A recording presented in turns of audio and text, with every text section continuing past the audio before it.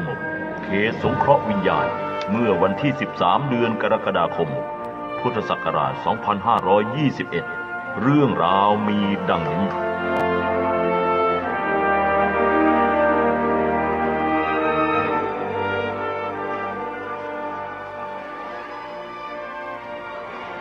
ธุรกิจของชาวโลกแย่งแข่งขันเมืองผีนั้นแสงดาวมัวก็ค้าขายร่างสังขารปรงไม่ตกทุกใจกาย แม้ตัวตายอยู่เมืองผียังมีใคร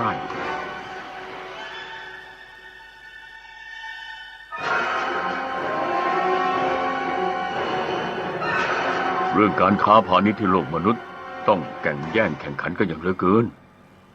ส่วนในยมโลกถึงแม้จะอยู่ภายใต้ของความมืดสลัว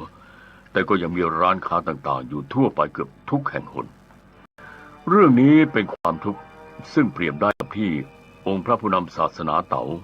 ท่านเหลาจื้อได้กล่าวไว้ว่าต้องเกิดทุกข์เพราะข้ามีร่างสังขารหากสังขารไม่มียังทุกข์ใดร่างสังขารของคนเรานี้เป็นสิ่งแปลกปลอมและก็เพราะปรงไม่ตกปล่อยวางไม่ได้ร่างวิญญาณของมนุษย์บางจำพวกที่ไปอยู่ในยมโลกยังมีความอะไรอาวรณ์โลภโกรธหลงเหลืออยู่เรื่องนี้ลองคิดดูทีว่าน่าประหลาดไหมวันนี้อาตมาจะนำเอี้ยเซ็งไปดูที่เขตสงเคราะห์วิญญาณในยมโลกจะได้เป็นที่รู้เห็นความจริงกันทั้งหมดเอี้ยเซ็งขึ้นพุ่มบัวได้ขอรับกระผมนั่งสมาธิอยู่บนพุ่มดอกบัวเรียบร้อยแล้วเชิญพระอาจารย์ออกเดินทางได้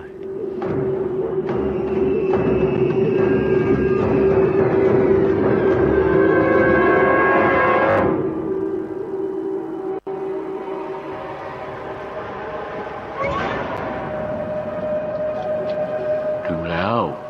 เอี้ยเซ็งลงจากพุ่มดอกบัวได้ที่เมืองนี้เป็นแหล่งชุมชนและอยู่กันอย่างหนาแน่นมีคนเดินไปเดินมาควักไขว่มากมายต่างยิ้มแย้มแจ่มใสโดยทั่วไปทุกคนจะมีอิสระมากเพราะไม่มีนักการยมบาลถืออาวุธควบคุมส่วนด้านหน้าที่กำแพงเมืองมีป้ายเขียนไว้ว่าเขตสงเคราะห์ชุมชนไม่ทราบว่าภายในเมืองมีสภาพเป็นอย่างไรว่าเขตสงเคราะห์ชุมชนก็คือเป็นเขตสงเคราะห์วิญญาณนั่นแหละหลังจากชาวโลกตายแล้วถ้าปรากฏว่าขณะที่ยังมีชีวิตอยู่ไม่ได้สร้างบุญกุศลหรือว่าก่อกรรมบาปใดที่ร้ายแรงไว้ไม่มีทั้งบุญคุณและความแค้นผูกพันอยู่กับใครที่โลกมนุษย์จึงไม่จำเป็นต้องไปสู่การเกิดฉะนั้นทางการยมโลกจึงจัดให้เข้ามาอยู่ในเขตสงเคราะห์ที่เรียกว่าเป็นเขตสงเคราะห์ก็คือให้เป็นเขตที่มีอิสระในการประกอบอาชีพเช่นเมื่อยังอยู่ที่โลกมนุษย์ถ้าเป็นชาวเกษตรกรค้าขายครั้นมาอยู่ที่นี่ก็ทำอาชีพเดิมได้โดยทั่วไปจะทำไร่นาและค้าขายเป็นหลักแต่ต้องอาศัยพละกำลังความสามารถตนเองเพราะไม่มีเครื่องทุนแรงใช้แทนกำลังคนเหมือนชาวโลกพวกวิญญาณที่มาอยู่ในเขตสงเคราะห์แห่งนี้ต้องอาศัยมือเปล่าทำงานเลี้ยงชีพด้วยความลำบากตรากตรำเยี่ยสิเราเข้าไปดูในเมืองกันเถอะท่านเป็นพระมาจากไหนถึงเข้ามาเขตสงเคราะห์แบบนี้อาตมาคือพระจี้กงอั่วคุบได้รับพระราชบัญชาให้นำมนุษย์เข้ามาชมในเขตสงเคราะห์เพื่อหาข้อมูลสร้างหนังสือธรรมะสำหรับให้การอบรมเตือนใจแก่ชาวโลกสภาพเหตุการณ์ภายในเขตสงเคราะห์จะนำออกไปเปิดเผยได้อย่างไรนี่คือพระราชสารพระบรมราชโองการจงรีบเข้าไปแจ้งให้ผู้บังคับบัญชาของเจ้าทราบสมเด็จพระจิอุกขอได้โปรดประทานอภัยข้าพเจ้าล่วงเกินท่านและผิดไปแล้วจะเข้าไปแจ้งเดี๋ยวนี้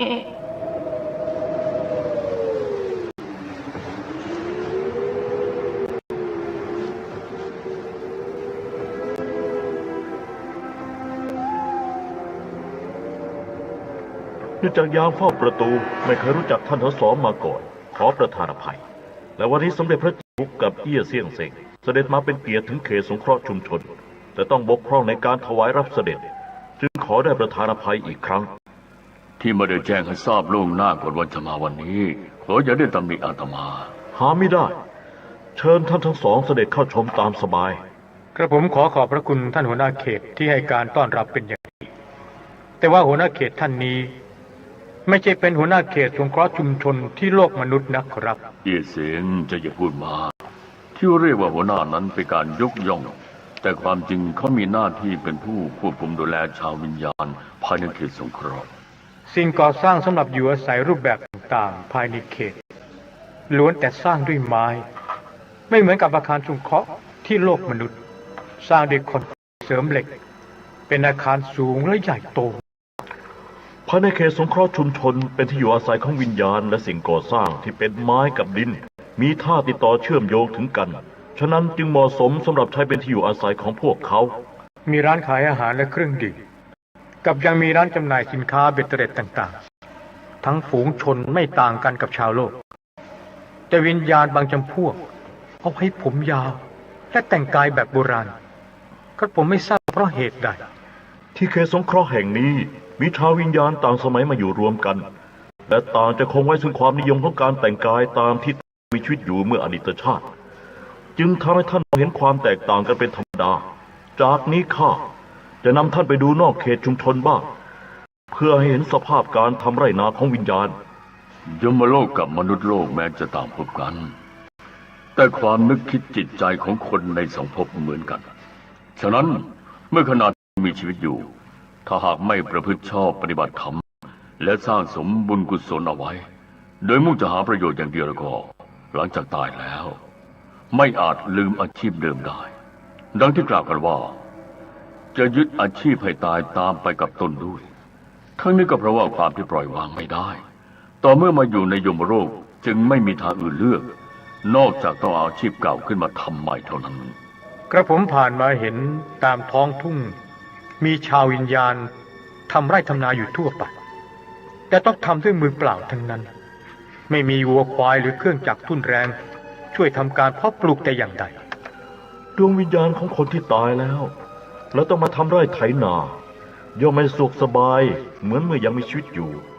เพราะการทำไร่ไถนานั้นเพื่อยังชีพในเขตสงเคราะห์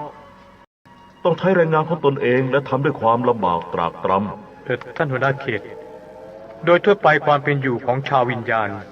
เป็นอย่างไรบ้างขอรับ ความเป็นอยู่ของชาววิญญาณในเขตสงเคราะห์โดยทั่วไปแล้วเหมือนกับชาวโลกเช่นต้องกินอาหารวันละ3 มื้อทำงานกับมีวันหยุดเป็นระเบียบนอกจากนี้ชาววิญญาณยังมีความรักโลภหลงอยู่มากฉะนั้นจึงยังมีการสมรสในหมู่พวกเดียวกันอยู่เสมอ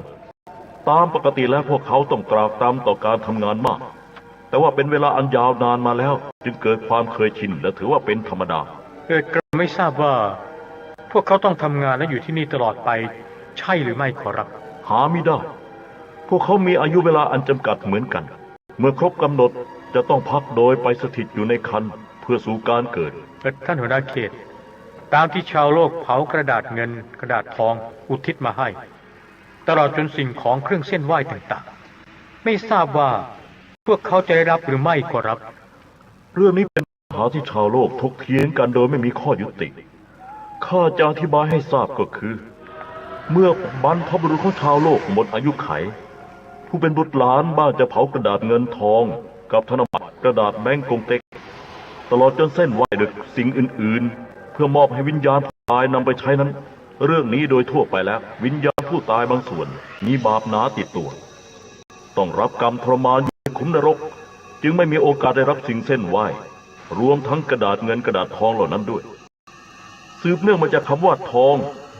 ตามที่เขาพูดกันว่ายามโชคดีดินกลายเป็นทองเรื่องนี้ถ้าจะพูดถึงโลกมนุษย์สมัยปัจจุบันที่ดินที่อยู่ในเมืองแต่ละตารางนิ้วมีค่าเท่ากับทองคำฉะนั้นตามที่เขาว่ากันจึงเป็นความจริงตลอดจนกระดาษเงินกระดาษทองที่สุดก็จะกลายเป็นดินและดินก็กลับเป็นทองเท่านี้มีความเป็นมาจากธรรมชาติในแม่ธาตุทั้ง5ทำปฏิกิริยาต่อกันเช่นกระดาษเงินกระดาษทองที่เส้นไหวผ่านการเผาจากไฟจึงกลายเป็นเท่าทองคำเปลวที่ติดกระดาษไม่สูญสลายยังคงความเป็นทองเท่าจากการเผากระดาษจะกลายเป็นดินและดินจะถูกน้ำกับลมซึมซับผ่านเข้าการเกิดปฏิกิริยาต่อกันของแม่ธาตุดังกล่าวจะเห็นได้ว่ามีอากาศธาตุเกิดขึ้นจากแม่ธาตุทั้ง5คือธาตุไฟทองดินน้ำและลมที่เรียกว่าวิญญาณบรรพบุรุษได้รับกระดาษเงินกระดาษทองจากการเส้นไหวของบุตรหลานนั้น ก็คือได้รับโดยการสูดอากาศธาตุเข้าบำรุงอายตนะภายในของร่างวิญญาณและก็เหมือนกับชาวโลกสูดสิ่งที่มีคุณประโยชน์ต่อร่างกายซึ่งช่วยให้เกิดพลังและเจริญเติบโตได้ท่านหัวหน้าเขตกระผมได้ยินเขาพูดกันเสมอว่ามีวิญญาณของผู้ตายไปเข้าฝัน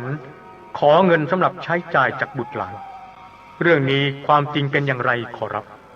เรื่องที่วิญญาณไปเข้าฝันความจริงแล้วอาหารสำหรับวิญญาณก็คืออากาศธาตุฉะนั้นพวกเขาจึงไม่ได้กินอาหารที่นำไปเส้นไหว้จนหมดหรือพร่องหายไปเพียงแต่สูดกลิ่นอายของอาหารเท่านั้นทั้งนี้เนื่องจากวิญญาณบางจำพวกต้องตรากตรำทำงานเพื่อเลี้ยงชีพและบ้างต้องบอบช้ำจากการถูกลงโทษทรมานจนหมดพลังด้วยเหตุนี้จึงมีวิญญาณบางจำพวกต้องกลับไปขอความช่วยเหลือจากญาติของตนที่โลกมนุษย์สำหรับเส้นไหว้โดยการเผากระดาษเงินกระดาษทองไม่จำเป็นต้องเผามากนักข้อสำคัญของผู้เป็นบุตรหลานอยู่ที่ต้องมีน้ำใจแสดงความกตัญญูกตเวทีเนื่องจากบุตรหลานที่อยู่ทางโลกมีความอยู่ดีกินดีสมบูรณ์พูนสุขส่วนวิญญาณของผู้เป็นบรรพบุรุษไม่สามารถจะมีความสุขเช่นเดียวกันได้ด้วยเหตุนี้การเส้นไหว้จึงเป็นการปลอบใจด้วยการแสดงความเคารพระลึกถึงผู้ตายที่บุตรหลานแสดงออกเช่นนี้นับได้ว่าเป็นการถูกต้องและก็มีเหตุผลที่ดีดังเช่นความสุขที่บุตรหลานได้รับอยู่ในชาติปัจจุบันกับอายอากาศธาตุและความปลื้มในที่บรรพบุรุษได้รับอยู่ในอีกภพหนึ่งนั้นจะไม่ได้เป็นความสุขเช่นเดียวกันดอกหรือ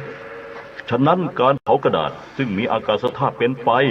จึงมีส่วนช่วยให้ความอบอุ่นและกำลังใจให้แก่วิญญาณที่อยู่ในความมืดของยมโลกกับยังช่วยเสริมพลังให้แก่ดวงวิญญาณของบรรพบุรุษอีกด้วยซึ่งยังผลให้เป็นที่น่าอัศจรรย์มากเรื่องนี้สำคัญมากชาวโลกอย่าได้มองข้ามไปซะแต่ว่าไม่จำเป็นต้องเผากระดาษเงินกระดาษทองให้มากนักมิฉะนั้นถ้าพวกเขาไม่มีวาสนาพอที่จะรับไว้ได้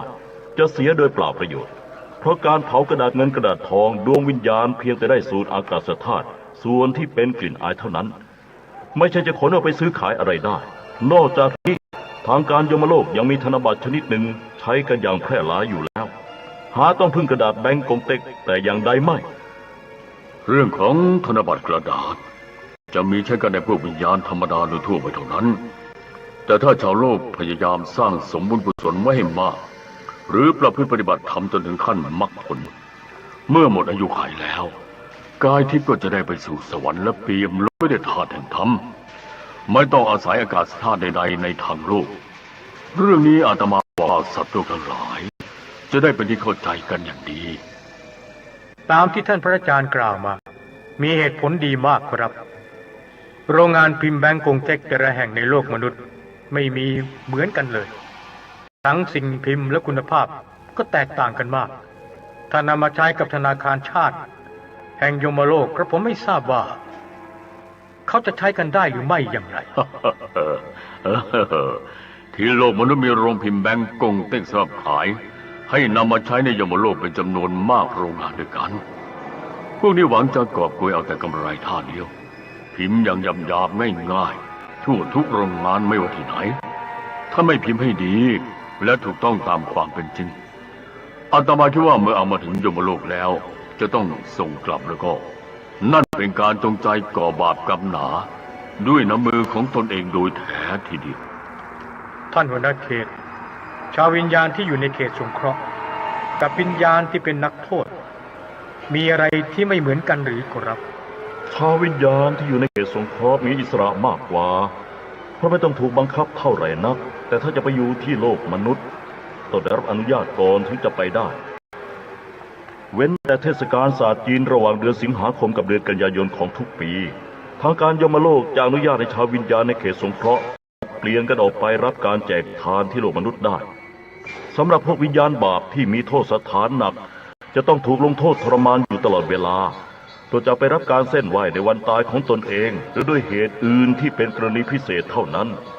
ตามปกติแล้วไม่มีโอกาสได้ออกนอกขุมนรกแม้ในเทศกาลศาสตร์จีนวิญญาณบาปหนาพวกนั้นก็ไม่ได้รับการยกเว้นแต่อย่างใดส่วนพวกวิญญาณบาปที่มีโทษสถานเบาทางการขุมนรกอนุญาตให้ออกไปรับแจกทานและท่องเที่ยวภายในกำหนดเทศกาลนี้ได้อ๋อที่แท้ก็เป็นเช่นนี้เองอาตมาขอเตือนชาวโลกทั้งหลายพยายามศึกษาประพฤติปฏิบัติทำให้รู้แจ้ง และให้รู้สัจธรรมที่ว่าร่างสังขารเป็นสิ่งแปลกปลอมย่อมแตกดับได้ฉะนั้นจงปรงให้ตกและปล่อยวางพร้อมกับใช้ความเพียรในการปฏิบัติธรรมให้เพิ่มมากขึ้นเพื่อความหลุดพ้นมิฉะนั้นหลังจากตายแล้วดวงวิญญาณยังเป็นทุกข์ห่วงเหมือนเมื่อยังมีชีวิตอยู่ถึงแม้จะตกครับอยู่ในเขตสงเคราะห์ก็ตามแต่ก็ต้องตรากตรำทำงานอย่างหนักเพื่อเลี้ยงตนเองซึ่งไม่ได้คุณค่าแต่อย่างใดเพราะเขตสงเคราะห์ชาววิญญาณแห่งนี้ในยมโลกไม่ใช่เป็นเส้นทางที่จะหลุดพ้นได้แต่บนเส้นทางสายนี้แม้ได้เกิดเป็นคนก็เหมือนกับตายแล้วถึงตายแล้วก็ต้องทนทุกข์เหมือนยังมีชีวิตอยู่และต้องเกิดตายเวียนว่ายตายเกิดอยู่ในภายในวงล้อวัฏจักรตลอดไปนานเท่านานไม่มีวันที่จะพ้นทุกข์ได้วันนี้หมดเวลาแล้วเอี่ยซิงเตรียมตัวเดินทางกลับศาลาเสี่ยเฮียงตึงให้เจ้าหน้าที่ทุกฝ่ายตั้งแถวทรงเสด็จกระผมขอขอบพระคุณท่านหัวหน้าเขตที่กรุณาชี้แจงให้ทราบและขอลาก่อนขอรับ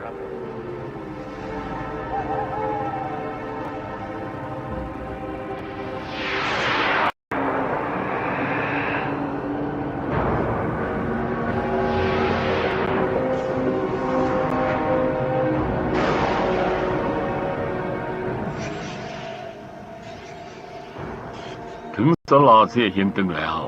เอี่ยเซิงลงจากพุ่มตะโพได้กายทิพย์เข้าสู่ร่าง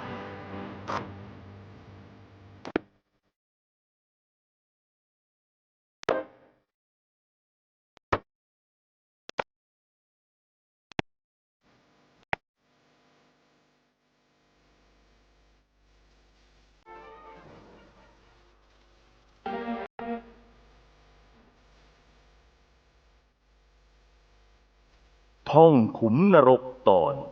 ชมศูนย์ฝึกธรรมสถานที่พักนักบุญและกองการปราบคนชั่ว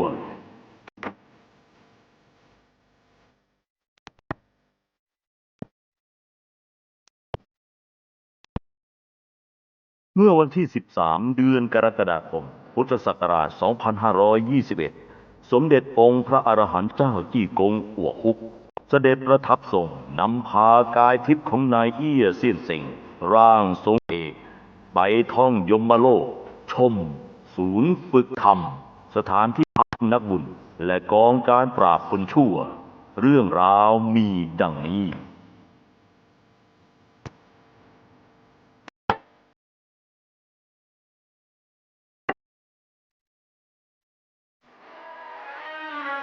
วิญญาณกลับไปฝึกที่ศูนย์ฝึกธรรมฝึกน้อมนำนิสัยใจให้ดีมันเรียนธรรมะกลอนกวีโครงกาบฉันครั้นจบชั้นมาโปรดสัตว์บนปัทภี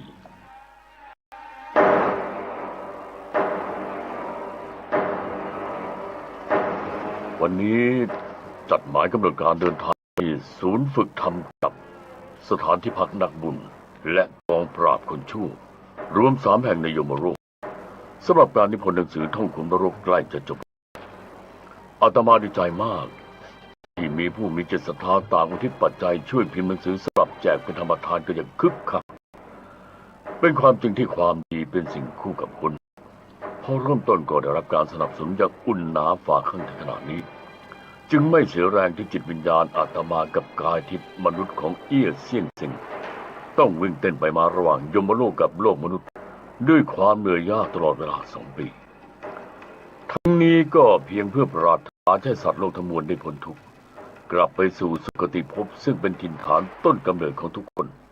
ด้วยการประพฤติชอบปฏิบัติธรรมและหนังสือท่องขุมนรกเล่มนี้เป็นหนังสือที่ยึดธรรมเป็นหลักเหมือนกันกับทุกศาสนาในโลก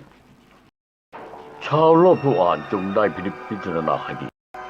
จากข้อมูลเนื้อหาสาระหนังสือเล่มนี้ยังคุณประโยชน์แก่ชีวิตจิตใจร่างกายให้ผู้อ่านไม่น้อยและการที่อาตมาต้องพร่ำเตือนอยู่ตลอดเวลาก็เพื่อปรารถนาจะให้สัตว์โลกทั้งหลายละทิ้งกรรมชั่วหันกลับมาสร้างธรรมแต่ความดีให้ทุกคนยกย่องเราว่าเป็นคนดีให้จงได้จากการที่อาตมาปรารถนาเช่นนี้หวังว่าจะได้รับความร่วมมือจากชาวโลกผู้มีน้ำใจ ที่อาศัยอยู่ภายใต้ท้องฟ้าทั้งหลายอย่างพร้อมเพรียงกันเยี่ยสิเตรียมตัวขึ้นพุ่มดาบูได้ กระผมนั่งสมาธิเรียบร้อยแล้ว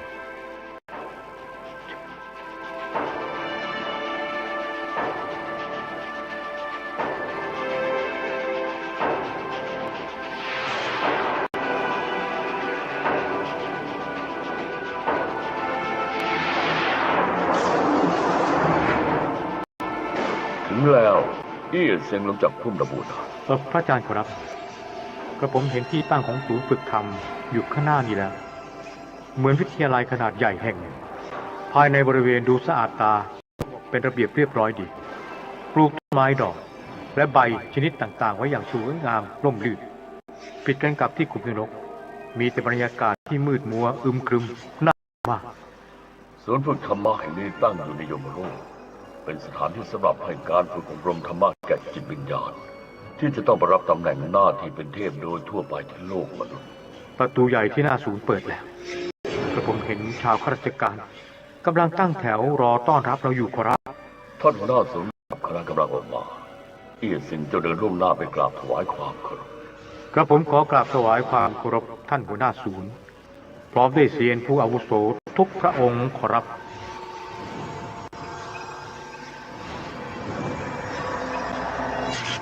เจียเสี่ยงเซ็งลุกขึ้นแล้วเชิญตามสบายข้าขอถวายการต้อนรับสมเด็จพระจี้ฮุกเสด็จมาพร้อมกับเอียเสี่ยงเซ็งความยินดีเรื่องการเสด็จมาของท่านข้าตั้งใจรอมานานแล้วเชิญข้าจะนำท่านทั้งสองเสด็จเข้าชมภายในศูนย์ อาตมาขอขอบใจท่านหัวหน้าที่ต้อนรับอย่างดีการที่นำมารบกวนท่านวันนี้เพื่อขอแนะนำเหตุการณ์ทั่วไปภายในศูนย์ให้เอี้ยเซ็งได้ทราบ เรื่องนี้เป็นหน้าที่ของข้าและพร้อมที่จะให้ความร่วมมือแก่ท่านโดยความยินดีสถานที่แห่งนี้เรียกว่าศูนย์ฝึกธรรมหรือเรียกอีกอย่างว่าศูนย์รวมธรรมเป็นสถานที่สำหรับให้ชาวโลกที่ประพฤติชอบปฏิบัติธรรมพร้อมทั้งได้สร้างสมบุญกุศลเอาไว้มากและเมื่อหมดอายุขัยแล้วแต่ผลบุญที่ทำไว้ยังไม่ถึงขั้นที่จะไปสู่สวรรค์ได้จึงจำเป็นต้องนำดวงวิญญาณของชาวโลกผู้นั้นเข้ามาฝึกอบรมอยู่ในศูนย์รวมธรรมแห่งนี้ต่อไปเพื่อให้เตรียมการขึ้นไปเสวยสุขอยู่บนสวรรค์หรือบ้างก็ให้ไปรับตำแหน่งหน้าที่เป็นเทพที่โลกมนุษย์เพื่อคอยให้การช่วยเหลือดูแลความทุกข์สุขของสัตว์โลกท่านพระอาจารย์ร่างวิญญาณที่เห็นอยู่ข้างหน้าอดีตเคยเป็นศิษย์ประทับทรงในศาลาเสี่ยเฮียงตึงชื่อนายเกี้ยงอังแซ่จึงใช่หรือครับใช่ที่เจ้าทั้งสองมาพบกันในวันนี้จะกล่าวได้ว่าเป็นขั้นตอนหนึ่งที่มีวาสนามาสร้างบุญกุศลร่วมกันเมื่อร่างวิญญาณผู้อาวุโสในเกี้ยงอังแซ่จึงก็ได้เห็นหน้ากับผมเข้าเท่านั้นน้ำตาไหลนองทีเดียวนักบุญจริงเจ้าไม่ต้องเศร้าโศกเสียใจวันนี้จัดหมายกำหนดการให้เจ้าทั้งสองที่เคยร่วมปฏิบัติธรรมมาพบกันที่นี่เป็นกรณีพิเศษเจ้าจะบอกเล่าเหตุการณ์หลังจากที่ลาโลกมาแล้วให้เอี้ยเสี่ยงเซ็งทราบได้วันนี้ได้พบกับเอี้ยเสี่ยงเซ็งที่นี่ข้าดีใจมากจนพูดอะไรไม่ออกแล้วก็ไม่อาจจะอดกลั้นความเศร้าโศกเสียใจเอาไว้ได้เนื่องจากข้าเมื่อยังมีชีวิตอยู่ที่โลกมนุษย์ได้สมัครเข้าเป็นศิษย์ประทับทรงอยู่ในศาลาเสี่ยงเฮียงตึงจากนั้นสมเด็จเทพเจ้าองค์กวนทรงประทานความเมตตาให้การอบรมสั่งสอนอยู่เสมอกับท่านครูผู้จัดการศาลาประทับทรงพร้อมด้วยเพื่อนศิษย์ทุกคนก็ได้ให้ความกรุณาช่วยเหลือชี้นำเป็นอย่างดี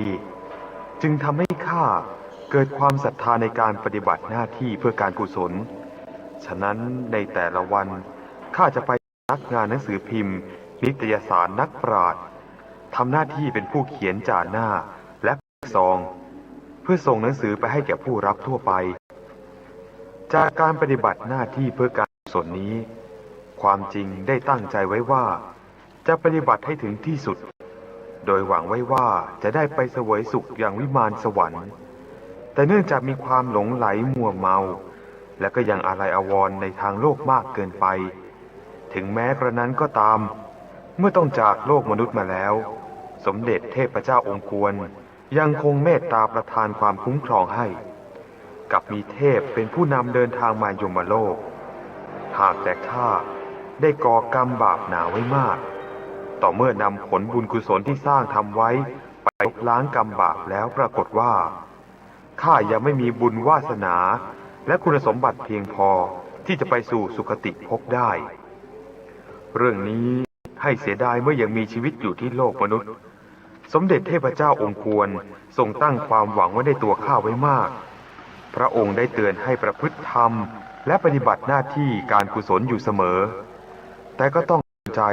เพราะข้าเป็นผู้มีสติปัญญาน้อยไม่สามารถจะเข้าถึงใจถึงเจตนาองค์พระผู้เป็นปราชญ์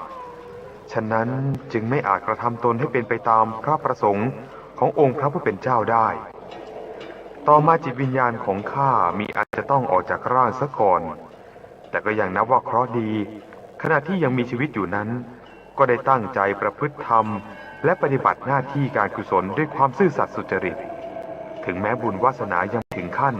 จะได้ขึ้นไปบนสวรรค์ก็ตามแต่สมเด็จเทพเจ้าองค์กวนยังนำข้าไปดูเหตุการณ์การลงโทษทรมานพวกวิญญาณบาปตามขุมนรกต่างๆทั่วยมโลกจากนั้นจึงส่งข้าเข้ามาอยู่ในศูนย์ฝึกธรรมแห่งนี้เพื่อการศึกษาฝึกฝนประพฤติปฏิบัติธรรมต่อไปสำหรับในงานพิธีงานศพของข้าขณะที่กำลังจะเคลื่อนย้ายร่างสังขารออกไปยังสุสานนั้นข้าได้รับการจุดธูปบอกกล่าวล่ำลาจากเพื่อนผู้ร่วมปฏิบัติธรรมในศาลาเสี่ยงเฮียงตึงขณะนั้นข้ามีความรู้สึกซาบซึ้งตื้นตันใจมากจนพูดอะไรไม่ออกเรื่องนี้ขอให้เอี้ยเซี่ยงเซิงช่วยนำความไปบอกขอบพระคุณพวกเขาทุกคนแทนข้าด้วยนะข้าอยู่ที่นี่ในแต่ละวันต้องเรียนหนังสือกับฝึกธรรมทั้งยังต้องมีการทดสอบอยู่เสมอเพื่อฝึกนิสัยและขัดเกลาจิตใจของพวกเราดังเช่นถ้าได้พบเห็นเงินทองจะไม่แตะต้องโดยเด็ดขาดหรือพบเห็นแสงสีกามารมณ์จะไม่หลงไหลมัวเมาตลอดจนผู้ที่มีความร่ำรวยเป็นเศรษฐีควรจะมีความเมตตากรุณาเป็นต้นผู้ที่มีอุปนิสัยจิตใจดังกล่าวจึงจะผ่านการทดสอบได้สำหรับปัญหาทดสอบเหล่านี้ล้วนแต่เซียนและเป็นผู้เนรมิตทัศนียภาพที่เป็นปัญหาเพื่อการทดสอบขึ้นเองทั้งสิ้นดังเช่นท่านมีความประสงค์จะให้พวกเราเดินทางไปในที่แห่งหนึ่งและในระหว่างที่กำลังเดินทางอยู่นั้นบังเอิญได้พบเห็นทองคำจำนวนหนึ่งกองอยู่ข้างทางหรือเห็นหญิงร่างงามมาพูดชักชวนหวาดล้อมเรื่องนี้ถ้าจิตใจไม่มั่นคงแน่วแน่ก็สอบตกนับว่ายังขาดคุณสมบัติของผู้ปฏิบัติธรรมอยู่ซึ่งจำเป็นต้องฝึกฝนขัดเกลาอีกต่อไปที่ศูนย์ฝึกธรรมแห่งนี้ตามปกติจะมีพระกัปเซียนและพระอริยะอื่นๆเสด็จลงมาเทศนาธรรมอบรมสั่งสอนอยู่เสมอข้ามาอยู่ที่นี่ถึงแม้จะไม่ต้องถูกลงโทษทรมานแต่รสชาติของการศึกษาฝึกฝนขัดเกลาตลอดจนต้องถูกการทดสอบต่างๆก็เป็นเรื่องที่ไม่ใช่จะสบายนักที่ศูนย์ฝึกธรรมแห่งนี้เป็นสถานที่สำหรับให้การฝึกอบรมแก่ดวงวิญญาณที่จะไปรับตำแหน่งหน้าที่เป็นเทพแต่เพื่อป้องกันไม่ให้บกพร่องในเรื่องของคุณธรรมความสามารถเพราะฉะนั้นจึงต้องมีการทดสอบอยู่ตลอดเวลาต่อเมื่อมีคุณสมบัติครบถ้วนของการเป็นเทพจึงถือว่าสอบผ่านได้และหลังจากการจบการฝึกอบรมแล้วบ้างจะมีพระอาจารย์ของแต่ละตนเสด็จลงมารับไปศึกษาเพิ่มเติมในขั้นต่อไปยังภพสวรรค์หรือบ้างจะส่งไปรับตำแหน่งหน้าที่เป็นเทพเพื่อให้ช่วยเหลือดูแลความทุกข์สุขของสัตว์โลกเอี้ยเซิงเซิงกรุณาช่วยนำความไปบอกบุตรชายหญิงของข้าด้วยว่าให้พวกเขาทุกคนตั้งใจประพฤติชอบปฏิบัติธรรมต่อไปสำหรับบุตรชายที่ชื่อบุญเฮียงเป็นคนที่มีนิสัยใจซื่อตรงแต่ขาดความรอบคอบละเอียดอ่อนจึงไม่สามารถปฏิบัติหน้าที่ที่สำคัญและใหญ่โตได้ให้เป็นที่เสียดายและหวังว่าเพื่อนศิษย์ทุกคนในศาลเซี่ยเฮียงตึงจะได้ปฏิบัติหน้าที่การกุศลต่อไปด้วยความตั้งใจเรื่องการเดินทางไปยมโลกเมื่อแรกข้ายังคิดว่าจะเป็นผู้ติดตามเอี้ยเซี่ยเซิงเดินทางไปท่องชมในยมโลกแต่ก็ไม่นึกเลยว่าที่พูดกันเล่นๆนั้นบัดนี้ได้กลายเป็นจริงขณะนี้ข้าคิดอยากจะทำบุญสร้างกุศลและประพฤติปฏิบัติธรรมอีกแต่ก็ไม่สามารถจะทำได้เพราะร่างสังขารแตกดับซะแล้ว จึงเสียใจมาก ของภายในศูนย์ฝึกทำโดยทั่วไปได้เป็นที่ทราบแล้วอาตมากับเอี้ยเซียงจะรีบเดินทางไปชม สถานที่พักนักบุญกับกองปราบคนชั่วรวมอีก2 แห่ง จึงยุติไว้เท่านี้และขอลาท่านหัวหน้าสู่ กระผมขอให้ท่านจึงผู้อาวุโสพยายามศึกษาและฝึกปฏิบัติธรรมต่อไปสำหรับเรื่องการกุศลในศาลาที่เฮียงตึง ขออย่าได้เป็นห่วง ข้าขอบใจเอี้ยเซิงเซิงอย่างมากนะ ให้ข้าราชการศูนย์ฝึกธรรมทั้งหลาย ตั้งแถวทรงเสด็จสมเด็จพระจีฮุกกับเอี้ยเซียงเซ็ง เอี้ยเซิงขึ้นพุ่มดอกบัวจะต้องเดินทางไปดูที่อื่นอีก กระผมนั่งสมาธิบนพุ่มดอกบัวเรียบร้อยแล้ว เชิญพระอาจารย์ออกเดินทางย้ายที่ชมได้แล้วครับ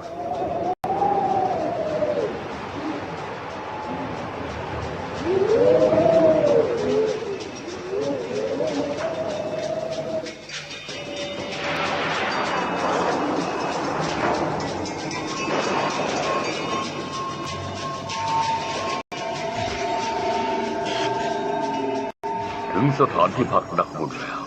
เอี้ยเซิงลงจากพุ่มดอกบัว ท่านพระอาจารย์ใช่แล้วครับ มีป้ายเขียนไว้ว่า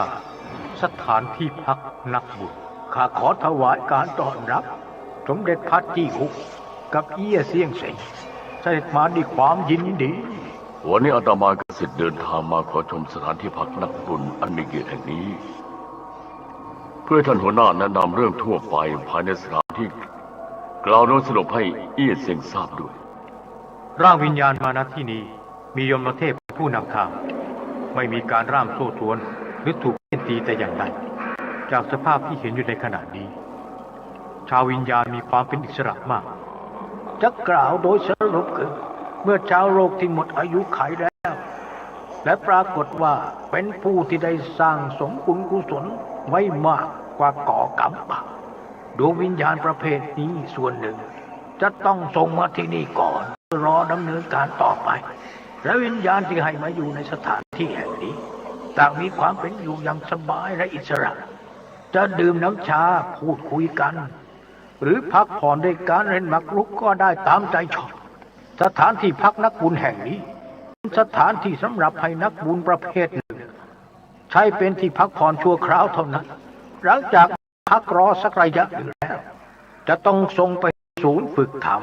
หรือบ้างก็จะส่งไปตรวจสอบคดียังสาราวาการมหานรกต่างๆในยมโลกที่แท้สถานที่พักนักบุญมีที่เช่นนี้เองกระผมขอขอบพระคุณท่านหัวหน้าครับ เนื่องจากมีเวลาอันจำกัดอาตมากับศิษย์ยังต้องไปดูที่กองการปราบคนชั่วอีกแห่งจึงขอลาท่านหัวหน้าไปก่อนให้ข้าราชการยมเทพทั้งหมดตั้งแถวทรงเสด็จเอี้ยเซิงขึ้นพุ่มดอกบัวได้ห่างจากที่นี่ไปอีกไม่ไกลนักก็ถึงกองปราบคนชั่ว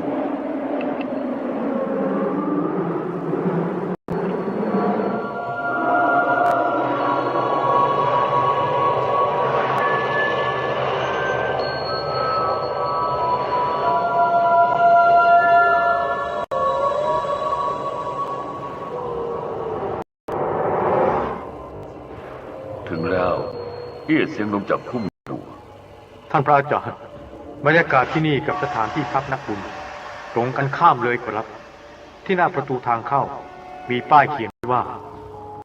กองการปราบคนชั่วดวงวิญญาณของผู้ที่ตายที่มาที่นี่ล้วนแต่ถูกล่ามด้วยโซ่ตรวนกับยังมีนักการยมบาลเป็นผู้ควบคุมสำหรับร่างวิญญาณที่กำลังเดินเข้ามาข้างหน้าเหมือนเพิ่งถูกจับกุมมาใหม่ข้าขอถวายการต้อนรับสมเด็จพระจี้ฮุกองค์ปฐมาจารย์เสด็จมาพร้อมเอี้ยเซิงเซิงด้วยความยินดีที่ท่านทั้งสองเสด็จมาในวันนี้ข้ามีความรู้สึกว่าเป็นเกียรติสถานที่แห่งนี้อย่างสูง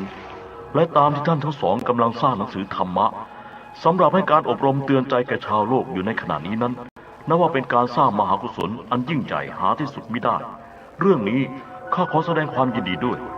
ขอบใจท่านหัวหน้าที่กล่าวยกย่องชมเชยอาตมาก็ศิษย์เดินทางมาถึงที่นี่ในวันนี้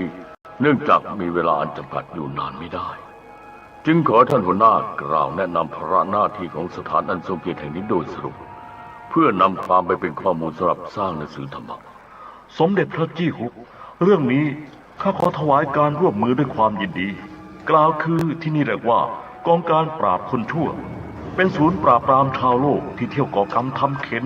กับพวกที่มีการกระทำขัดต่อพระอาญาฟ้าดินโดยละเมิดกฎขนบธรรมเนียมตามจารีตประเพณีภายในครอบครัวหรือเครือญาติผู้ที่มีพฤติการดังกล่าวแล้วนี้หากเจตพูดที่อาศัยอยู่ในร่างสังขารของมนุษย์หรือคณะยมเทพที่ตรวจรักษาการอยู่ที่โลกมนุษย์ตลอดเวลาได้ตรวจพบบันทึกและนำความกลับมารายงานให้ทราบทันทีถ้าปรากฏว่าเป็นการกระทำความผิดอย่างร้ายแรงทางการจะส่งยมทูตไปจับกุมเอาจิตวิญญาณของผู้นั้นมาลงโทษในยมโลกทันทีผู้ถูกลงโทษยังคงมีชีวิตและร่างสังขารอยู่ที่โลกมนุษย์แต่ในช่วงของวันเวลานั้นจะรู้สึกว่ามึนงงปวดหัวเป็นไข้ครั่นเนื้อครั่นตัวร่างกายเจ็บปวดอ่อนเพลียจิตใจไม่ปกติเพียงรู้ว่าตนกำลังป่วยแต่ไม่รู้ว่าถูกลงโทษต่อเมื่อลงโทษพร้อมให้การอบรมแล้วทางการจะปล่อยให้จิตวิญญาณกลับเข้าร่างเดิมและผู้ป่วยจะหายเป็นปกติที่เอี้ยเซี่ยงเซ็งเห็นยมทูตจับกุมพวกจิตวิญญาณมาเมื่อสักครู่นี้เป็นพวกจิตวิญญาณของชาวโลกที่กำลังกระทำความผิดจึงต้องไปจับกุมมาลงโทษดังกล่าวแล้วซึ่งเรื่องนี้เป็นหน้าที่ของกองการปราบคนชั่วเป็นหน้าที่อันดับแรกสำหรับภาระหน้าที่ที่รองลงไปก็คือหลังจากชาวโลกที่ตายแล้วแต่เนื่องจากผู้ตายได้ก่อกรรมบาปหนาชั่วช้าไว้อย่างร้ายแรงที่โลกมนุษย์วิญญาณจากคนจำพวกนี้บ้างจะถูกส่งมาลงโทษทรมานที่นี่ก่อนเพื่อรอให้ศาลาว่าการต่างๆทำการตรวจสอบหลักฐานความผิดของพวกเขาจนเสร็จจากนั้นจึงแยกส่งไปยังศาลาว่าการต่างๆเพื่อดำเนินคดีต่อไปฉะนั้นที่ทำการแห่งนี้จึงมีภาระหน้าที่ปราบลงโทษคนชั่วและกักกันทรมานพวกวิญญาณบาปทั้งนี้เพื่อรอการดำเนินคดีเพียงในระยะชั่วเวลาชั่วคราวเท่านั้นที่แท้ก็เป็นเช่นนี้กระผมขอขอบพระคุณท่านหัวหน้าที่กรุณาอธิบายให้ทราบเนื่องจากเวลาใกล้จะหมดแล้วอาตมาจะเตรียมตัวเดินทางกลับขอลาท่านหัวหน้าไปก่อนข้าราชการยมเทพทั้งหลายตั้งแถวทรงเสด็จเอี้ยเซ็งขึ้นพุ่มดอกบัวได้แล้วกระผมนั่งสมาธิเรียบร้อยแล้วเชิญพระอาจารย์เดินทางกลับได้ครับ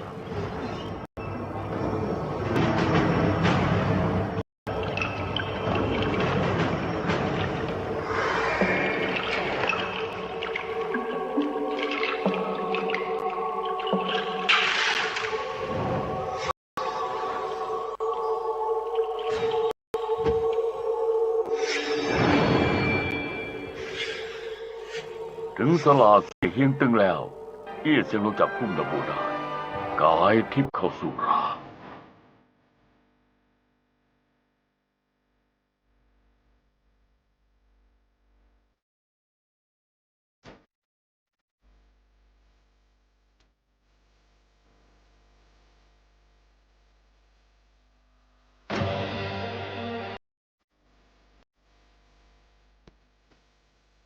ท่องขุมนรกตอนชมขุมนรกบึงเลือดโสโครกและเข้าเฝ้าพระยมราชภาคตะวันออก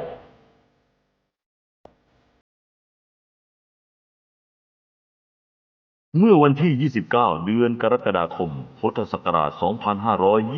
2521 สมเด็จองค์พระอรหันต์เจ้าจี้กงหัวกุ๊กเสด็จประทับทรงนำพากายทิพย์ของนายเอี้ยเซียนเส็งร่างทรงเอกไปท่องยมโลกชมขุมนรกบึงเลือดโสโครกและเข้าเฝ้าพระยมราชภาคตะวันออกเรื่องราวมีดังนี้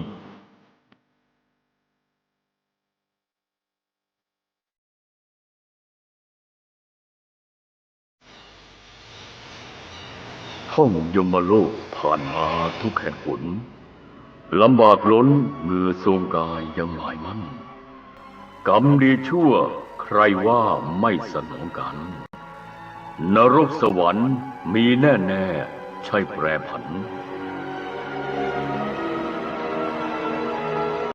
อาตมาไปท่องชมทั่วทุกแห่งในยมโลกเทียนมาล้วนแต่เป็นดวงวิญญาณของผู้ตายที่มีแต่ความโลภะโทสะและโมหะเขาครอบงำจิตใจจนหลงไหลมัวเมาทั้งสิ้นดวงวิญญาณพวกนี้ไม่รู้แม้กระทั่งตนดังเช่นขณะที่ข้ายังไม่เกิดไม่รู้ว่าใครจะมาเป็นตัวข้าแล้วหลังจากข้าเกิดแล้วก็ไม่รู้อีกว่าข้าคือใครความหลงไหลมัวเมาจนดวงตาฝ้าฟางมองอะไรไม่เห็น ไม่รู้แม้กระทั่งใครคือตัวข้านี่เองจึงทำให้สัตว์โลกต้องหลงไปกับหลงมาเวียนว่ายตายเกิดไม่รู้จบสิ้นเพราะไม่รู้คุณค่าของความเป็นมนุษย์ตลอดจนไม่รู้บาปบุญคุณโทษคืออะไรฉะนั้นจึงเปรียบเหมือนกับเด็กที่ไม่สนใจการเรียนถึงแม้จะห่อข้าวหรือหิ้วบินโตไปโรงเรียนพร้อมกับเพื่อนทุกวันก็ตามเพียงรู้อยากจะกินกับเล่นเท่านั้นครั้นถึงเวลาสอบก็ตอบคำถามอะไรไม่ได้เมื่อเป็นเช่นนี้จึงกล่าวได้ว่าทำให้พ่อแม่ต้องเสียความตั้งใจพ่อแม่ต้องเลี้ยงลูกที่ไม่มีความฉลาดเลยแม้แต่น้อยครูอาจารย์ที่โรงเรียนก็เหมือนกับพระและศีลได้แต่เทศนาอบรมสั่งสอนพร่ำเตือนอยู่ตลอดเวลาเจ้าเรื่องนี้อาตมาจึงขอบอกฝากชาวโลกทั้งหลายที่อาศัยอยู่ภายใต้ท้องฟ้าไว้ณที่นี้ด้วยว่าการได้เกิดเป็นมนุษย์นับว่าประเสริฐแล้วและเพื่อที่จะเป็นผู้ที่ยืนหยัดสู้หน้าได้ทั้งฟ้าดินอย่างเปิดเผยพึงควรระวังรักษาตนให้เป็นที่บริสุทธิ์ประพฤติดีปฏิบัติชอบให้มากที่สุดเท่าที่จะทำได้จงอย่ากระทำในสิ่งที่ผิดศีลธรรมและสิ่งที่ต้องหลบซ่อนทั้งนี้เพื่อมิให้เกิดความเคยชินต่อการดำรงชีวิตที่มัวหมองและหลังจากตายไปแล้วก็ไม่ต้องตกเป็นผีบาปเพราะขาดคุณธรรมมิฉะนั้นถ้าพฤติกรรมชนิดฝังลึกเข้าไปอยู่ในจิตใจและติดดวงวิญญาณไปถึงเมืองผีด้วยก็ต้องเป็นเรื่องที่น่าเศร้าใจมากเพราะเมื่อยังมีชีวิตอยู่ก็มีแต่ความมืดมนมัวหมองเมื่อตายแล้วยังต้องตกเป็นผีบาปที่ขาดคุณธรรมอยู่ในยมโลกอีกซึ่งหาความดีไม่ได้เลยในทั้งสองเอี่ยสิงวันนี้เตรียมตัวออกเดินทางไปท่องยมโลกขึ้นพุ่มดอกบัวดากระผมขึ้นนั่งสมาธิอยู่บนพุ่มดอกบัวเรียบร้อยแล้วเชิญพระอาจารย์ออกเดินทางได้ครับ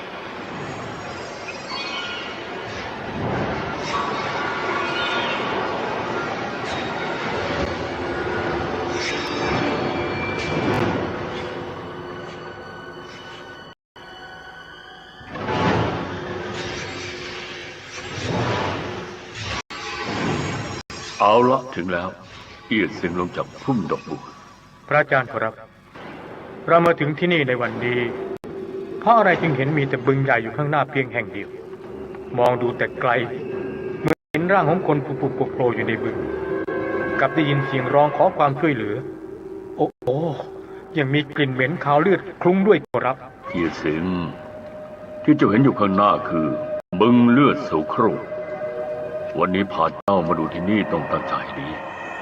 เรารีบเดินเข้าไปใกล้ๆก็จะได้เห็นว่าเป็นอะไรกันแน่ตามเส้นทางที่เดินมากระผมเห็นนักการโยบาลควบคุมคนจำนวนมากมุ่งตรงไปที่ใหญ่เอี่ยสิง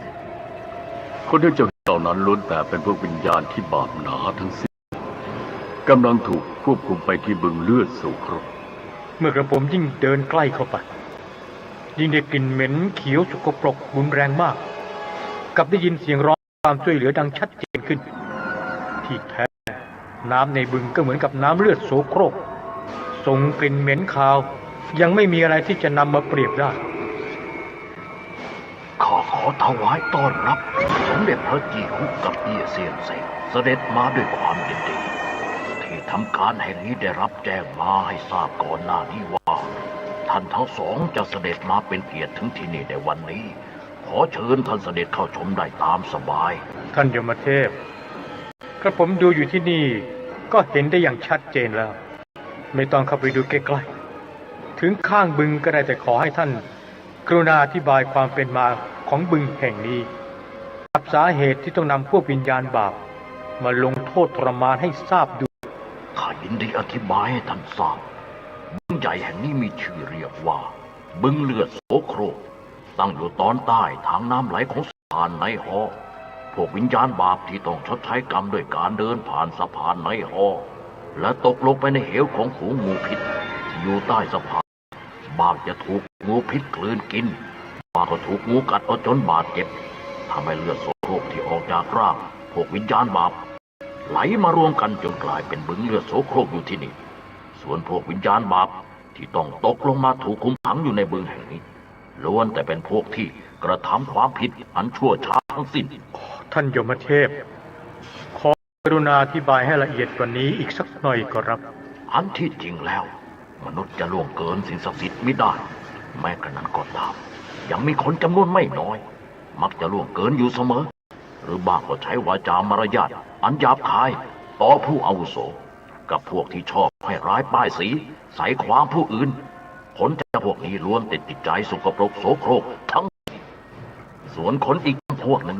ชอบร่วมประเวณีในเวลากลางวันหรือตามที่โล่งแจ้งโดยปราศจากความละอายต่อฟ้าดินทั้งไม่หวั่นเกรงว่าจะมีใครมาเห็นผลจากพวกนี้หมดซึ่งความละอายและโสโครกที่สุดบางจำพวกก็ยึดการขายสวาทเป็นอาชีพบางก็ใช้คำพูดหยาบคายสกปรกจนเคยชินติดปากบางเป็นพวกมักในกามารมณ์เที่ยวก่อกามาราคะให้เปื้อนอยู่ทั่วไปก่อความมัวหมองให้แก่ร่างกายจิตใจของผู้อื่นไม่หยุดหย่อนคนอีกพวกหนึ่งชอบกินสิ่งสกปรกวิตฐานเช่นเลือดสัตว์สดๆไขสมองสัตว์และอื่นๆโดยคิดเอาเองว่าเป็นสิ่งบำรุงร่างกายแต่การบำรุงร่างกายที่ผิดวิสัยมนุษย์นี้จะมีอยู่ในพวกที่จิตใจสกปรกเลวทรามเท่านั้นกับยังมีชาวโลกบางจำพวกที่ชอบฆ่าสัตว์ตัดชีวิตหรือทรมานสัตว์ด้วยวิธีการต่างๆเพียงเพื่อหวังผลประโยชน์เป็นที่ตั้งโดยไม่คำนึงว่าสัตว์ตัวหนึ่งก็ชีวิตหนึ่งเหมือนกันนอกจากนี้พวกคนที่ก่อความแปดเปื้อนมัวหมองให้แก่สถานที่และสิ่งศักดิ์สิทธิ์ต่างๆโดยการแอบอ้างชื่อเสียงหรือบางก็แอบแฝงอยู่ในลักษณะต่างๆเพื่อผลประโยชน์ส่วนตนตลอดจนพวกคนที่ชอบแก้ไขเปลี่ยนแปลงข้อความในหนังสือพระคัมภีร์ของศาสนาไปในทางที่ไม่ถูกต้องก็เป็นเหตุทำให้ผู้ปฏิบัตินี่หลงผิดผลจำพวกต่างๆที่กล่าวมาแล้วทั้งหมดหลังจากตายแล้วร่างวิญญาณของพวกเขาทั้งหลายต้องตกลงมารับคำทรมานอยู่ในบึงเลือดโสโครกแห่งนี้ทั้งสิ้นตามที่ชาวโลกได้รับการบอกเล่าสืบทอดต่อๆกันมาว่าหากหญิงใดคลอดบุตรและเคราะห์ร้ายถึงแก่ชีวิตร่างวิญญาณของพวกเขาจะต้องตกลงในบึงเลือดโสโครกแห่งนี้ทั้งหมดนั้นเรื่องนี้เป็นเรื่องที่บอกเล่าสืบทอดกันมาโดยไม่เป็นความจริงการคลอดบุตรเป็นเรื่องธรรมดาตามธรรมชาติของมนุษย์เพศแม่ถ้าต้องเคราะห์ร้ายจนถึงแก่ชีวิตจากการคลอดบุตรเป็นเรื่องที่เศร้าสลดมากอยู่แล้วจึงไม่มีเหตุผลที่จะเอาวิญญาณของผู้ตายให้ตกลงมาทนทุกข์ทรมานอยู่บนเลือดโสโครกฉะนั้นถ้าชาวโลกผู้ใดมีญาติพี่น้องต้องถึงแก่ชีวิตจากการคลอดบุตรมีทางที่จะความช่วยเหลือแก่ดวงวิญญาณผู้ตายได้โดยการทำบุญสร้างกุศลให้มากหรือให้อาราธนาพระสงฆ์มาสวดมนต์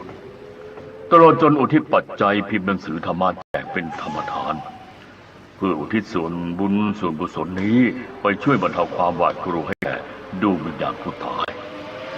เนื่องจากหญิงเมื่อถึงเวลาใกล้คลอดนั้นภายในจิตใจเป็นทุกข์และหวั่นมากแต่ถ้าเคราะห์ร้ายถึงแก่ความตายด้วยแล้วในขณะนั้นจิตวิญญาณของผู้ตายจะมีแต่ความทุกข์ทรมานไปที่สุดโดยเหตุนี้ผู้ที่เป็นเครือญาติที่อยู่ทางบ้านควรจะประพฤติชอบปฏิบัติธรรมและทำบุญให้ทานสร้างกุศลไว้มากๆเพื่อขอความเมตตาจากสิ่งศักดิ์สิทธิ์ช่วยเหลือดวงวิญญาณผู้ตายให้พ้นทุกข์ทรมานสมเด็จพระจีฮุกคำกล่าวของท่านถูกต้องแล้วและหวังว่าจะเป็นที่เข้าใจแก่ชาวโลกอย่างดีเนื่องจากจะต้องเดินทางต่อไปแห่งอื่นอีก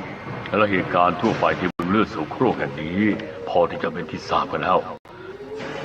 อาตมากับเอี้ยเสี่ยงเซ็งขอท่านยมเทพไปก่อนกระผมขอขอบพระคุณท่านยมเทพที่กรุณาอธิบายให้ทราบขอรับหาไม่ได้บกพร่องประการใดแล้วขอให้ท่านทั้งสองได้โปรดประทานอภัยเอี้ยเซ็งขึ้นพุ่มดอกบัวเตรียมตัวเดินทางไปตังงักตุยศาลาการกองบัญชาการพระยมราชแห่งภาคตะวันออกกระผมนั่งสมาธิเรียบร้อยแล้วเชิญพระอาจารย์ออกเดินทางต่อไปได้ขอรับ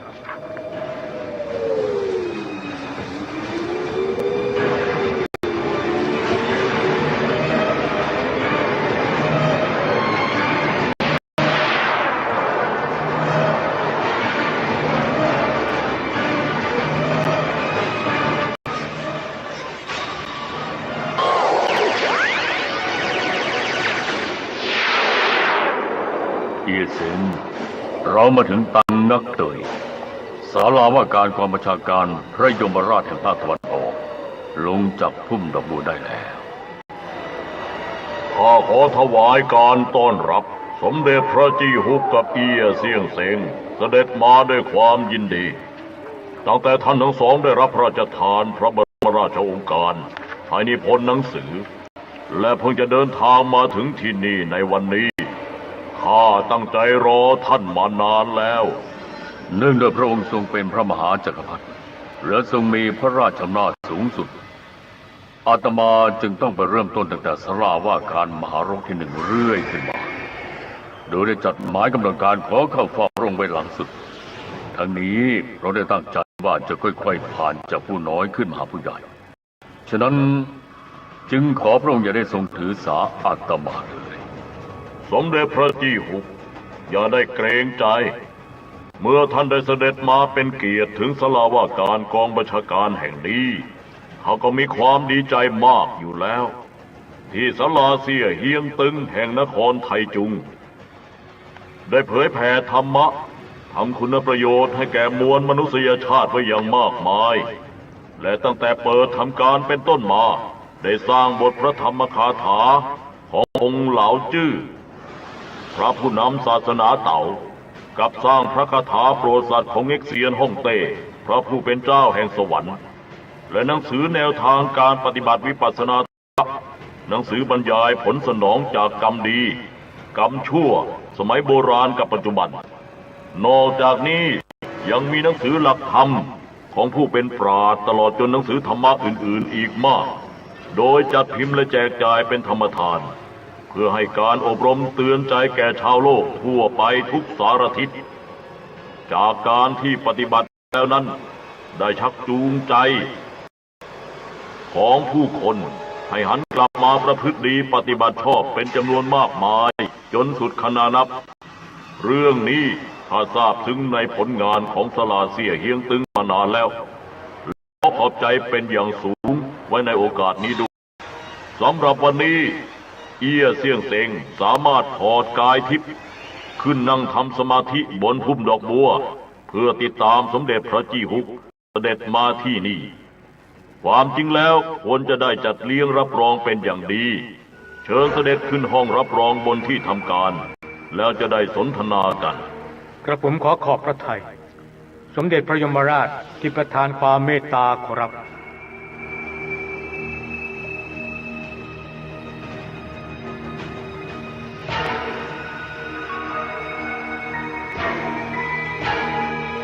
เชิญท่านทั้งสองนั่งตามสบายยมเทพนำน้ำชากับผลไม้ขึ้นถวายนำขึ้นถวายแล้วพระเจ้าค่ะท่านทั้งสองจะได้เกรงใจเชิญดื่มน้ำชาและรับประทานผลไม้ตามสบายอาตมาขอขอบพระทัยสมเด็จพระยมราชที่ประทานการต้อนรับเป็นอย่างดีน้ำชากับผลไม้มีรสชาติดีมากกระผมขอนำกลับไปที่โลกมนุษย์บ้างได้หรือไม่ขอรับผลไม้รับประทานอิ่มที่นี่ก็แล้วกันเอียเสียงเจ้าอย่าเป็นคนที่โลภเห็นแก่กินเลยผลไม้ที่เจ้าปลูกไว้อยู่ที่บ้านกำลังผลิดอกออกผลเป็นพวงๆแล้วเพียงแต่ปกปักรักษาให้ดีก็พอที่จะกินได้ตลอดไปไม่มีวันหมดผลพวงของธรรมะเป็นสิ่งที่มีคุณประโยชน์และกินใช้ได้ตลอดไปไม่หมดส่วนผลไม้ที่เห็นเป็นรูปธรรมกินหมดได้กับยังเน่าเปื่อยสูญเสียด้วยทั้งเป็นสิ่งที่ใช้ให้เกิดประโยชน์แท้จริงไม่ได้ตามที่พระอาจารย์กับที่สมเด็จพระยมราชรับสั่งดีกระผมเข้าใจแล้วและรู้สึกละอายมากขอรับอาตมาขอสมเด็จพระมหาจักรพรรดิได้โปรดประทานคำแนะนำภาระหน้าที่ในศาลาว่าการอันทรงเกียรติของพระองค์ให้เอี้ยเซ็งทราบด้วยได้และด้วยความยินดีที่ศาลาว่าการกองบัญชาการพระยมราชแห่งภาคตะวันออกนี้เป็นผู้นำ1 ใน 5ของศาลาว่าการมีอำนาจปกครองศาลาว่าการมหานรกทั้งแห่งในยมโลกซึ่งเรียกได้ว่าเป็นศาลยุติธรรมสูงสุดในยมภพเหมือนศาลฎีกาที่โลกมนุษย์และควบคุมดูแลพูดผีวิญญาณเร่ร่อนทั้งหมดตลอดจนการเปลี่ยนแปลงโยกย้ายเลื่อนลดตำแหน่งหน้าที่ของเทพกับวิญญาณที่เป็นข้าราชการอยู่ในยมโลก และที่โลกมนุษย์ โดยที่ศาลาว่าการกองบัญชาการแห่งนี้อยู่ภายใต้พระราชบัญชาของเอ็กเซียนฮ่องเต้ฉะนั้นจึงมีหน้าที่รับสนองพระบรมราชโองการตามพระราชประสงค์อันหนึ่งไม่ว่าเจ้าป่าเจ้าเขาและเจ้าแห่งเขตแดนล้วนอยู่ในความปกครองทั้งสิ้นนอกจากนี้ถ้าศาลาว่าการมหานรกแห่งใดแห่งหนึ่งใน10 แห่งมีปัญหาที่ไม่สามารถจะแก้ไขหรือตัดสินคดีนั้นๆได้จะต้องส่งมอบคดีมาดำเนินการที่นี่เพราะที่นี่เป็นหน่วยเหนือของมหานรกทั้ง10 แห่งส่วนผู้บังคับบัญชาสูงสุดของศาลาว่าการกองบัญชาการพระยมราชแห่งภาคตะวันออกคือพระมหาสกสิติคันตโพธิสัตว์พระองค์ทรงเป็นพระผู้เป็นเจ้าแห่งยมโลกและทรงปฏิบัติพระราชภารกิจโปรดสัตว์ทั่วไปสำหรับข้าเป็นฝ่ายปกครองซึ่งต่างมีภาระหน้าที่ไม่เหมือนกันกระผมมีข้อสงสัยจะทูลถามครับขอได้โปรดประทานคำอธิบายให้ทราบด้วยตามที่พระองค์รับสั่งว่าศาลาว่าการของกองบัญชาการอันเป็นเกียรติของพระองค์แห่งนี้มีอำนาจควบคุมดูแลพูดผีเร่ร่อนทั่วไปนั้นแต่เพราะเหตุใดที่โลกมนุษย์จึงมักได้ยินเขาพูดกันว่าคนนั้นหรือไม่ก็คนนี้ถูกคุณไสยหรือบ้างก็ถูกผีเข้าสิงสู่ให้ร้ายอยู่เสมอเรื่องนี้แม้กระทั่งกฎแห่งยมโลกยังมีช่องว่างหรือครอบคลุมไปไม่ทั่วถึงใช่หรือไม่ขอรับเรื่องนี้ตามความเป็นจริงแล้วพระอาญาแห่งสวรรค์ปกแผ่ครอบคลุมไปทั่วทุกหัวระแหงพวกที่ไม่ถูกลงโทษอย่าคิดว่ารอดได้แต่ยังไม่ถึงเวลาเท่านั้นและทางการยมโลกเข้มงวดกวดขันอยู่ทั่วทุกแห่งหนถึงแม้จะหลบหนีก็รอดได้ไม่นานตามที่เอียเสียงถามมานั้นถูกต้องความจริงแล้วที่โลกมนุษย์ยังมีพวกพูดผีวิญญาณอยู่อีกไม่น้อยจริงอยู่ถึงแม้กฎแห่งยมโลกจะเฉียบขาดรุนแรงแต่ไม่ได้ขาดไปซึ่งความเมตตาจะกล่าวได้ว่าความยุติธรรมกับความผิดถูกและความเมตตากรุณาเป็นสิ่งที่ต้องคำนึงถึงเพราะมีดวงวิญญาณจำนวนมากขณะที่พวกเขายังมีชีวิตอยู่ถูกปรักปรำให้ร้ายจนถึงแก่ความตายเรื่องนี้ทางการยมโลกอนุญาตให้ดวงวิญญาณผู้ตายโดยไม่ชอบธรรมกลับไปแก้แค้นได้แต่ว่าเมื่อพวกเขาไปถึงโลกมนุษย์แล้วมักจะกระทำใดๆตามอารมณ์ของตนเองอยู่เสมอไม่แยกว่าใครเป็นใครไม่คำนึงว่าผู้นั้นจะเป็นบุคคลที่ต้องแก้แค้นหรือไม่เมื่อพบเห็นใครหรือพอใจจะให้ร้ายแก่ใครก็กระทำเอาตามใจชอบเว้นแต่ชาวโลกที่มีบุญญาบารมีหรือเป็นผู้มีคุณธรรมสูงส่งเท่านั้นพวกเขาจะไม่กล้าเข้าใกล้อย่างไรก็ตามหากพวกพูดผีวิญญาณไม่ประพฤติปฏิบัติให้อยู่ภายในขอบเขตที่อนุญาตไว้หรือปรากฏว่าไปเที่ยวก่อกวนกระทำความมิชอบขึ้นถ้าสักวันหนึ่งเทพผู้มีหน้าที่ดูแลทุกสุขของชาวโลกพบเข้าหรือยมเทพผู้ตรวจการของกองบัญชาการแห่งนี้ตรวจพบจับกุมได้พวกเขาจะไม่มีข้อแก้ตัวและต้องถูกดำเนินคดีตามโทษานุโทษสาเหตุที่ปล่อยให้วิญญาณผู้ตายโดยไม่ชอบธรรมกลับไปแก้แค้นผู้ศัตรูที่โลกมนุษย์นั้นเนื่องจากฝ่ายปกครองทางการยมโลกไม่ปรารถนาที่จะให้สัตว์โลกมีความโกรธแค้นอาฆาตหลงเหลืออยู่ในจิตใจฉะนั้นจึงปล่อยให้วิญญาณกลับไปล้างแค้นผู้ศัตรูที่โลกมนุษย์เพื่อให้ความเครียดแค้นอาฆาตที่ฝังลึกอยู่ในจิตใจหมดไปแต่ว่าการที่ปล่อยให้วิญญาณกลับไปนั้นก็เหมือนกับทางราชการที่โลกมนุษย์ปล่อยนักโทษออกไปจากเรือนจำบางกลับทำตัวเลวทรามชั่วช้าร้ายแรงยิ่งขึ้นนั่นก็เพราะต้องการความอยู่รอดอิ่มท้องผลประโยชน์เป็นที่ตั้งและที่ชาวโลกถูกพูดผีวิญญาณเข้าสิงสู่ก่อกวนก็เนื่องจากพวกเขามีความประสงค์เช่นเดียวกัน กับนักโทษที่ปล่อยออกจากเรือนจำนั่นเอง ที่สมเด็จพระมหาจักรพรรดิประธานอธิบายให้ทราบแล้วนี้ ถูกต้องตามความเป็นจริงขอรับ อาตมาขอขอบพระทัยสมเด็จพระยมราช ที่ประทานคำอธิบายให้ทราบ เนื่องจากเวลาใกล้จะหมดแล้ว อาตมากับศิษย์ต้องขอตุลากลับสราเสี่ยเฮียงตึง เรื่องนี้ท่านทั้งสองเหน็ดเหนื่อยมามากข้าขออวยพรให้การนิพนธ์หนังสือท่องขุมนรกเล่มนี้สำเร็จให้เร็ววันยิ่งขึ้น พร้อมทั้งนำออกเผยแพร่ เพื่อการโปรดสัตว์โลกทั้งมวลให้พ้นทุกข์และหวังว่าจะเห็นผลได้ในไม่ช้ายมเทพทั้งหลายตั้งแถวทรงเสด็จ กระผมขอขอบพระทัยสมเด็จพระมหาจักรพรรดิพร้อมด้วยเสียนผู้อาวุโสทุกพระองค์ที่ประทานความเมตตาและขอกราบทูลลาครับท่านพระอาจารย์กระผมนั่งสมาธิบนพุ่มบัวเรียบร้อยแล้วเชิญออกเดินทางกลับแล้วครับ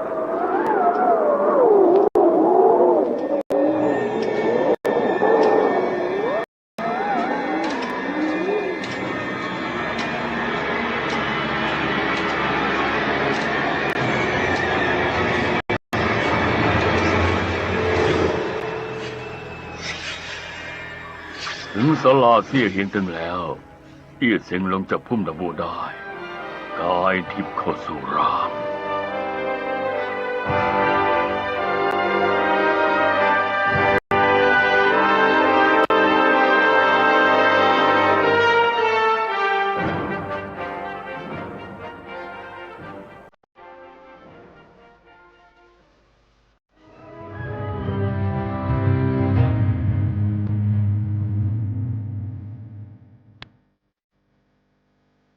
ขอเชิญฟังธรรมนิยายเรื่องท่องขุมนรกตอนต่อไปในวันเวลาและทางสถานีเดียวกันนี้ขอได้รับความขอบคุณจากชมรมสถานีวิทยุเพื่อการเผยแผ่พระพุทธศาสนาและทีมงานนุชและสหายขอให้ทุกท่านโชคดีมีความสุขสวัสดีครับ